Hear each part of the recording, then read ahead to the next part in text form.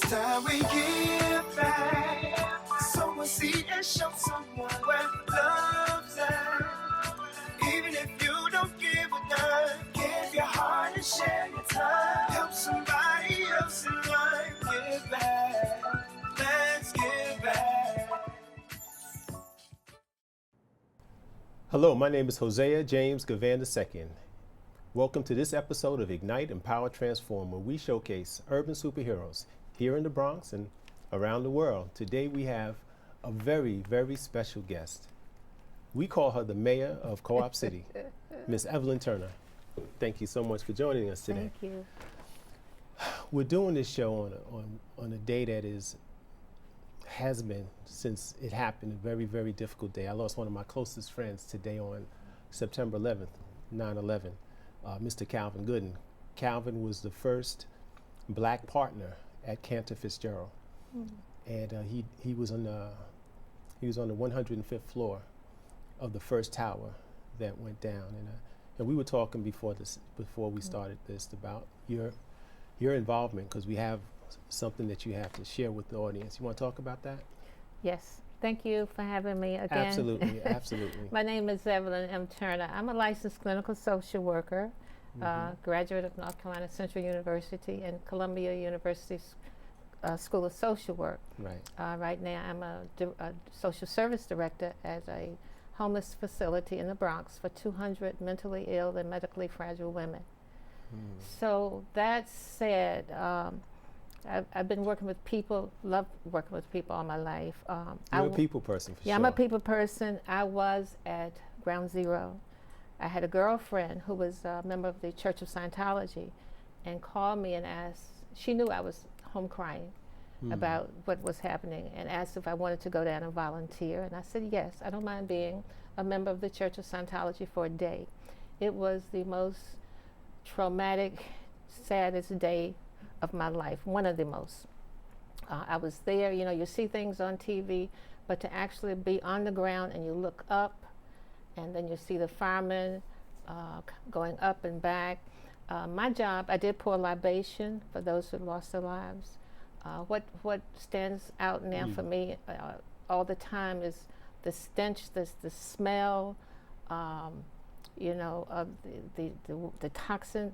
One of my jobs was to approach the firemen and ask if they had a headache. I would bring them food. Uncle Ben had food there for the men.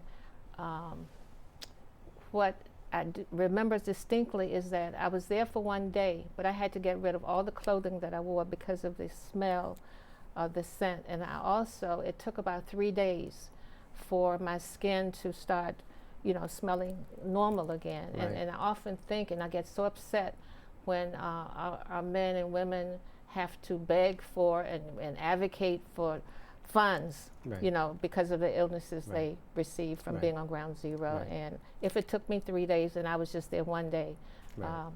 I can imagine, the harm it did for those who went back. And they were coming back and back every day. Well, we want to thank you for your service for that period, because it was so important. Yes. It was so important. But Yes.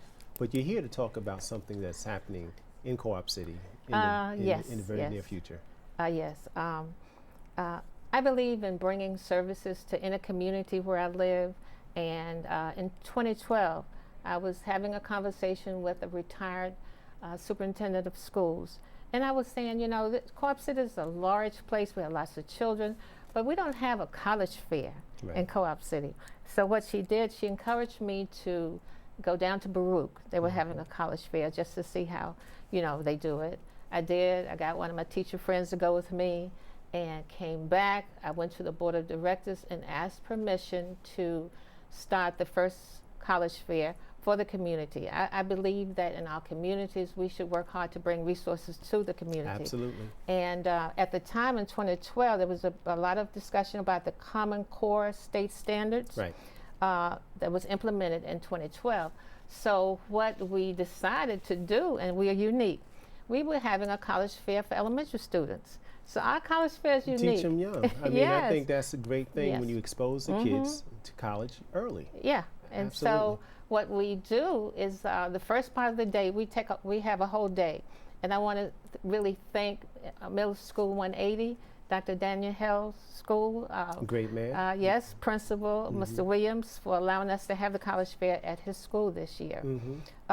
So what we do in the mornings, we have the 3rd through 7th graders from 9 to 12.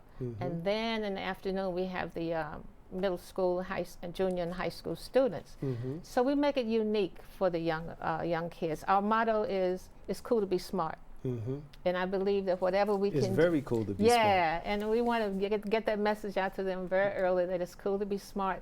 So what we do, we have themes for the elementary students. Since 2012, we've had the Maritime College, the retirees from Maritime College come and speak to the kids. One theme one year was... That's a great institution that a lot of people don't know about. It was a well-kept secret, I was told. And they come out every year. One year was I Believe I Can Fly. We brought in a black airline pilot from JetBlue. He talked to the little kids about being a pilot. One year we had medical doctors. They came in and talked to the kids about being a doctor, being doctors. We also had the Pepsi came in, and the kids created their own Pepsi commercial. Oh, wow. One year we brought in, we did the theme was legal, lawyers and judges, the criminal justice system. So we brought in lawyers, we brought in judges who came with their robes on, and they did a skit, reenactment of 2 historic cases for the kids. They did Plessy versus Ferguson, that was 1896, and Brown versus the Board of Education. And the little kids had a chance to, yes, they had a chance to really see and experience what being a judge is all about, what being a lawyer, and then they learn about the story, and it was very exciting.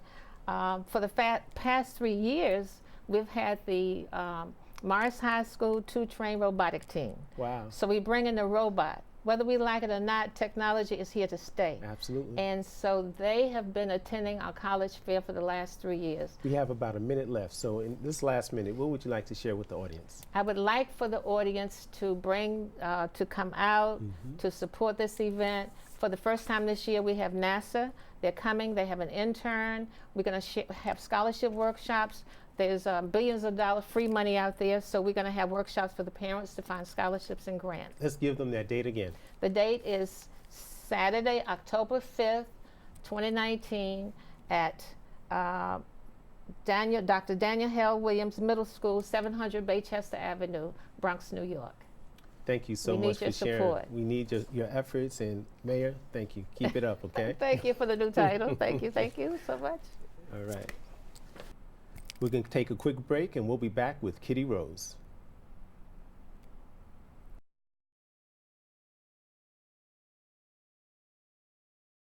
I see you mobbing over her. Let's go. Let's mob. Let's crawl. Let's crawl. Let's crawl. Hey, yo, we mobbing. Come on, girl. Let's crawl. Hey, yo, let's crawl. Hey, yo, let's crawl. Hey, let's crawl. Hey, yo, let's crawl. Lift every voice and sing. Michael Blake was responsible for the grassroots efforts with electing our country's first African-American president, Barack Obama. Currently, he is an assemblyman in the 79th District in the Bronx and is the vice chair for the Democratic National Committee. He is also my godfather. Bronx Black History Makers! Welcome back to this segment of Ignite, Empower, Transform. And we have with us, you guys already know who this is, a fellow BronxNet producer. I call her Cat, but you guys know her as Miss Kitty Rose. Yeah. My sister. Amen. What's happening, What's girl? Good? How you hey, doing? Hosea. How's I'm everything? Good. I cannot complain. Kitty and I started with Rachel. Together, yes. Going through the training. And you've done a show. You did our 10th show. That's right. You did number 10, right? So this is your second time. Okay. As it was for Evelyn. We forgot to mention that. Wow. But you're here. Look at that. On your anniversary at that too. Kind of 10. 10. Yes. All Right, right. right. Play that number. Play that number. So yeah, I know I throw you off you did sometimes. that time. That's all good. That's all good. So you're here promoting your show. Yes. Let's talk about that.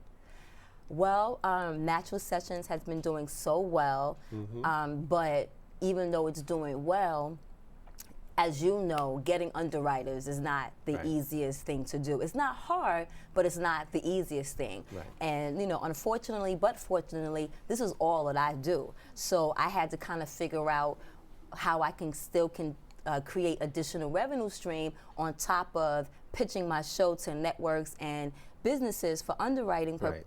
reasons. I needed something else. And through the power of, you know, I say the creator, the way that things unfolded this year, I ended up producing a one-woman show called I Am You that I'm now promoting in addition to Natural Sessions. But Natural Sessions right now is kind of like on hiatus, and I had my debut August 9th, and now I'm getting ready to do like 3 other shows in New York before I take it on the road and, you know, start a tour with Natural Sessions and I Am You. Oh, that is beautiful. So Yeah. where can we see the show? Well, the next show is October 19th, and it was scheduled for September 28th. But I'm glad you asked that question because I would have a location for you, but in the struggle, when you're also looking for funding, you're waiting on other people to sometimes provide funding that you need to move forward. I understand that so well. Which is why I'm bringing it up. Right. So in waiting for funding, we got too close to the September 28th date, and I wasn't able to pay to secure the location for that date. So I'm hoping to return back to the Producers Club on 44th between 8th and 9th off Broadway. Okay. But even if I don't go there, if anyone just Googles hashtag I Am You, they'll see the upcoming show times and dates and locations. Because as soon as I know, I'm gonna hit social media and let the world know what our next location is. But hoping, moving forward, that the next date will be October 19th. You want to share some of the aspects of your show, some of the things that you touch on in your one-woman show, or is it something that you want to kind of let the people see and keep it somewhat of a mystery? Well, I like mystery, Okay. but I felt like You gotta give 'em a little marketing-wise, you have tease. to You give gotta a give 'em a little little tease. tease, yeah. So I did give you guys a trailer, and it is 7 stories that I tell about the last 25 years of my life. When people hear comedic satire monologue, they think that I'm actually playing different roles, but I'm not. I'm really just, as a storyteller, as we do on talk shows, I'm just now doing it as a performer on the stage in theater, where I'm sharing my stories. I picked 7 of the last 25 years that I call life experiments. Okay. And these different stories that I share, I realized in sharing the stories that it reflected so many of us. Oh, no question.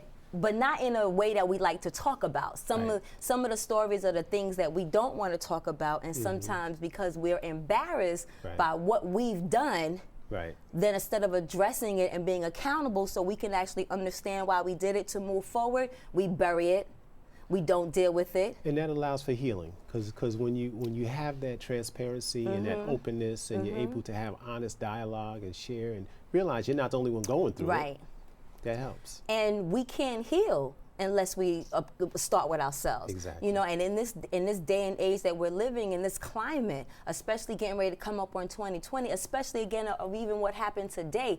Like today was emotional, and I acknowledge what happened, but then in the same breath of acknowledging what happened, I realized that we still have so much work to do, and there's so much that we're still fighting against, but we can't do things, in my opinion, on a global level until we do things on an intimate level. We're starting with ourselves. No question. So I'm kind of like a sacrificial lamb in a sense, by You've kind had of a few of them sharing. throughout the history. Yeah, a We few had- of we had a us, you know few. what I'm saying? We all can't do it because it's not for the faint at heart, as But they it's a say. calling. You but have a it is calling. a calling. You have It a is a calling. And I respect that. I respect that. And I'm learning to embrace it. Because I knew I always was connected, but didn't really understand what that purpose was. And I think, not that I didn't understand, I think I was in my own way because of trying to, do this and do that and be this accomplished and get this done and be a part of this program, and rather than being still and allowing the Creator to move through me so that I can actually live out my purpose, That's which is just amazing. to, show through my own example that we're reflections of each other. Okay. At least that's what I found out so far. No. And I think, I'm purpose driven.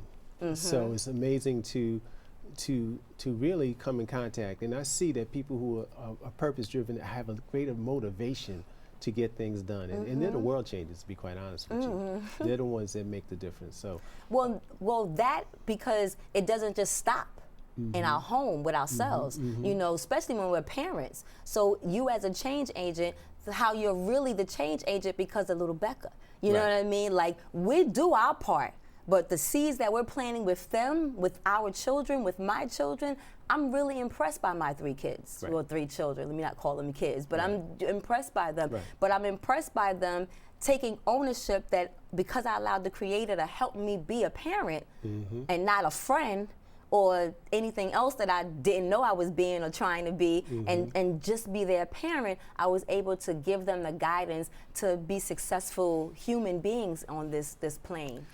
well, it's good to have a shy guest finally for on our show. Where's my camera? Me. But in this last 30 seconds, what do you Yes. want to tell the audience?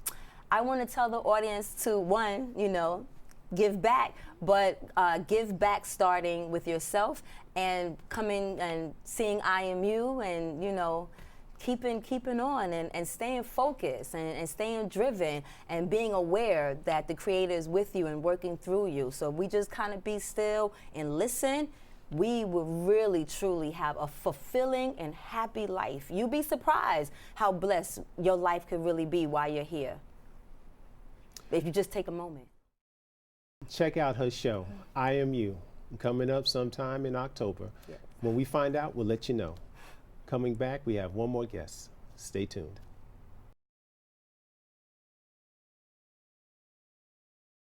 What if you could invest in the future of kids, like a stock? Not the kind of stock that's about making money, but a stock for social change. A whole new kind of investment called Better Futures. When you invest, it helps kids go to college. Believe in us, invest in us, watch us grow. My name is Sydney, and I'm your dividend.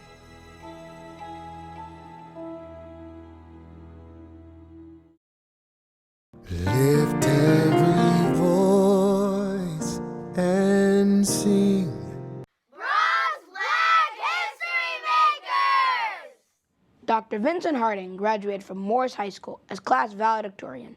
He received his doctorate from the University of Chicago. He was a civil rights leader and worked closely with Dr. Martin Luther King Jr., and he was a pioneer in the Black Studies movement. Let us march on.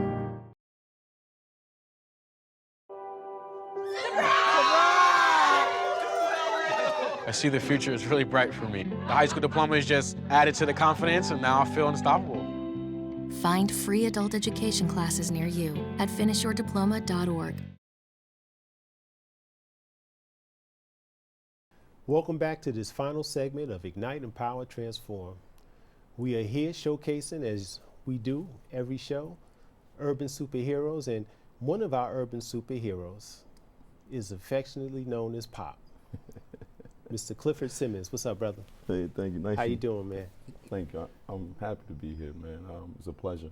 Yeah, man. You So I don't know if you know this, but my background, my dad started a basketball league. I'm from Hollis, Queens. Okay. Called the Hollis Biddies Basketball League. And that league, when I was a kid, was the most popular event in Hollis, right?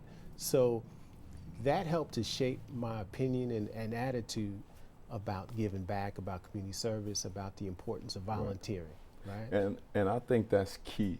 I think that's definitely key. I think that's the same mindset I have to give back to the young brothers and sisters in the community of Highbridge. I felt that essence was lost somewhere in translation throughout the last 20 years, the last 2 decades. Yeah, you got it right. And our youth don't have no direction at this point. So I think having this basketball tournament in that area with nothing but crime and violence it brings some positivity to that area. That's a beautiful thing, brother. The name of the tournament is High Bridge Basketball Summer Classic. Right, right. Every Saturday and Sunday we were there from 8 o'clock to about 5:30ish, and people came out and enjoyed it. And I mean, people from when I was a kid, came out there to watch these young kids from ages 8 years old to 14 years old come out there and play basketball all day long. And I heard they were balling too. Yes, you even had a team out there. Yes, so we did. Yes, we ain't gonna talk about that, but yes, we did. But you guys did pretty well. You That's competed. good. That's and good. for me, it was just about competing, having these guys come out there from different backgrounds, different areas, and come out there and compete. And I could tell you, brother, because many of the players that were on our team, the Morris Senior Magic, were from my school, where I'm a guidance counselor. Right. And for those young men, they look forward to that tournament every week. You told me they'll be there 2 hours before the game. Listen, I used to see those guys there 2 games before they played. Right. And that showed me I was doing something Amen. for the community, positive. Right. When you see guys show up to games that early, you know there's something going on that's going to be special. And I've been reaching out to a few sponsorships as far as like Nike and other programs just to help build this atmosphere for these kids, because I want these kids to look forward to this tournament every summer. It's a dire need, man. How many years have you been doing the tournament? This is my second year. Second year. You know, and I had Bronx 12 come out there twice and highlight us, and you know, try to show positivity as well as the the negative stuff that they usually post on the news. And I just wanted them to show High Bridge in a better light. Right. That I remember growing up as a young man. Right. Somewhere over the last couple of days, I saw you wearing a Brooklyn hat. Are you from Brooklyn? No. I just like the hat. It was a fashion statement for me. But I'm definitely not a Brooklyn fan. Where are you from, brother? I'm from the Bronx, actually. Okay. I was born and raised in High Bridge section. Oh man, that's dope. So, and like I said, as a kid, my family been there for over, I want to say 60 years. So as a kid growing up, it was always like a family atmosphere for me. And I wanted to bring that same feel back to the community, like a family-based atmosphere where people just come out, have fun, enjoy themselves, laugh, joke, and go home and then talk about it for weeks. You understand? So that's what it basically is for me. That's critical, because that's what I remember as a kid. Were you a baller? Were you a ball player? Yes. Okay. I played high school here in the Bronx. Which one? I went to St. Nicholas of Talentine. Then I transferred. Talentine. Yes. Then I transferred to John F. Kennedy. With Johnny Mathis, a legendary coach from Brooklyn. That's Tiny Archibald. Yes, Tiny Archibald guy. Then after that, I went on to play for another legendary coach by the name of Ron Jackson. He used to play for the Harlem Globetrotters. Oh, wow, okay. Over at SUNY Old Westbury. And then I went to play. Oh, you played at Old Westbury? Okay. Yes. I didn't know that. And then I went over to play overseas, over in London. A professional basketball player? So I played professionally. How'd you like London, man?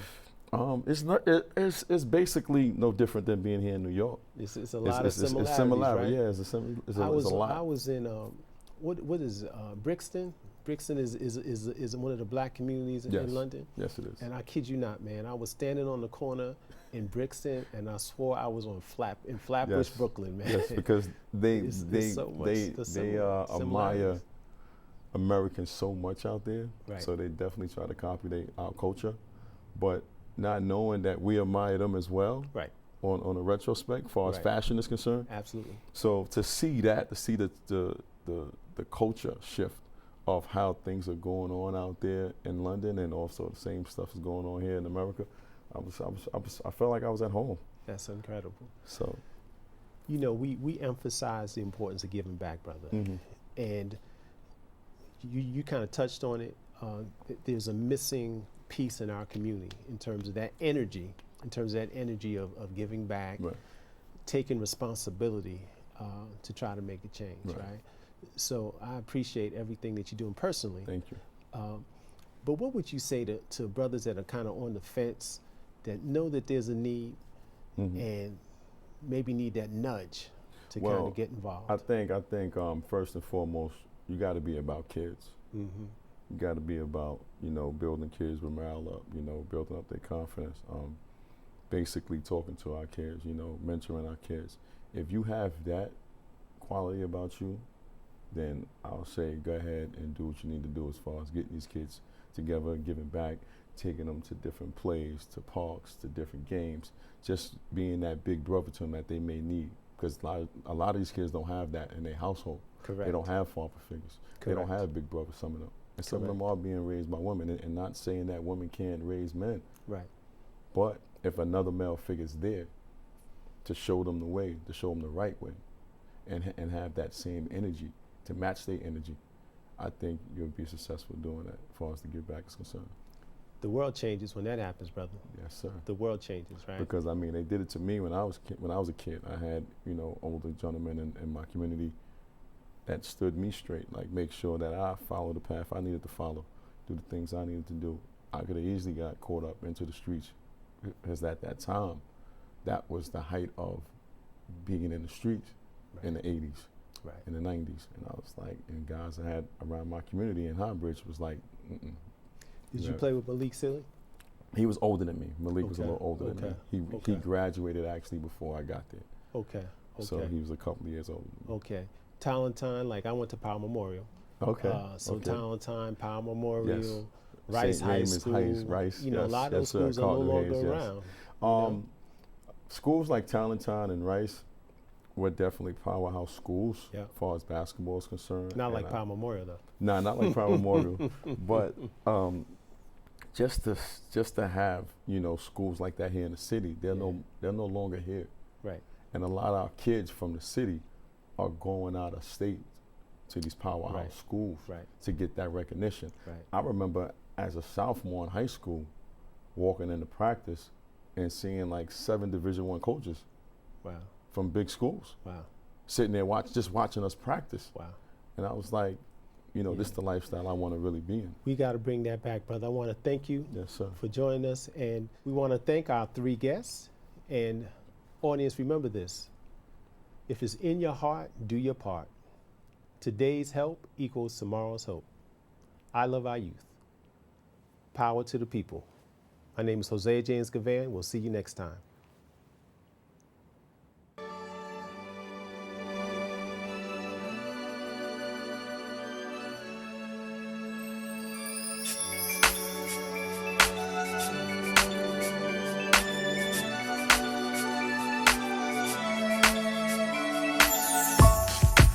I see all your smiles and all the tears strolling down on your faces. But I know all the while it's gonna be okay, yes it is. Just open up your eyes. Open up your eyes. The sun is soon to shine. Aim your arrow high and keep reaching for the sky. It's time we give back. Sow a seed and show someone where love's at. Even if you don't give a dime, give your heart and share your time. Help somebody else.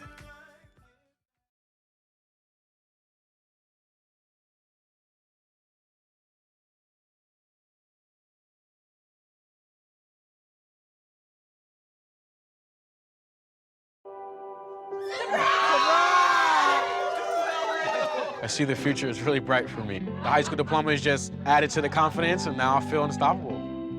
Find free adult education classes near you at finishyourdiploma.org.